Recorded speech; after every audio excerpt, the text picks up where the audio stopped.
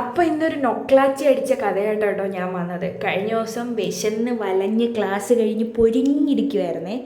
അപ്പോൾ ഇത് കായംകുളത്തുള്ള എല്ലാവർക്കും അറിയായിരിക്കും, MSN കോളേജിൻ്റെ ഓപ്പോസിറ്റ് ബഷീറിക്കയുടെ ബിരിയാണി. ഞാൻ MSN കോളേജിലാട്ടോ പഠിച്ചത്. അപ്പോൾ ആ 3 വർഷവും ഈ ബിരിയാണി ആഴ്ചയിൽ ഒരു ദിവസമെങ്കിലും കഴിക്കും കേട്ടോ. ക്വാണ്ടിറ്റി വൈസ് ആണെങ്കിലും ടേസ്റ്റ് വൈസ് ആണെങ്കിലും നമ്മൾ അവിടെ പോയി കഴിക്കുകയാണെങ്കിലും മുഖം നോക്കാതെ വാരിക്കോരി തരും കേട്ടോ. അപ്പോൾ ആ ടേസ്റ്റ് 8 വർഷത്തിന് ശേഷം കേട്ടോ ഞാനിപ്പോൾ കഴിക്കുന്നത്.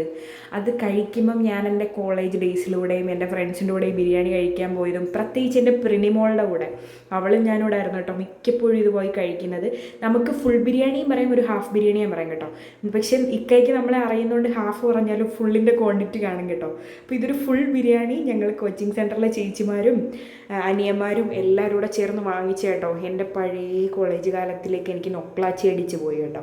അതിനുശേഷം എൻ്റെ ക്ലാസ്സൊക്കെ കഴിഞ്ഞ് നേരെ ഇന്ന് മുടിയൊന്ന് വെട്ടിയേക്കാമെന്ന് വിചാരിച്ചു. കാരണം മുടിയുടെ അറ്റം മൊത്തം വിണ്ട് കീറി പൊട്ടി പാളീസായി കേട്ടോ. അപ്പോൾ ഇനി അത് മുകളിലോട്ട് കയറിയാൽ മുടിയെല്ലാം നശിച്ചു പോകും. അതുകൊണ്ട് ഇത് ലെവല് വെട്ടാമെന്ന് പറഞ്ഞ് പോയി ഞാനൊരു ചെറിയ യു ആക്കിയിട്ടുണ്ട്. എങ്ങനെയുണ്ട്, കൊള്ളാമോ?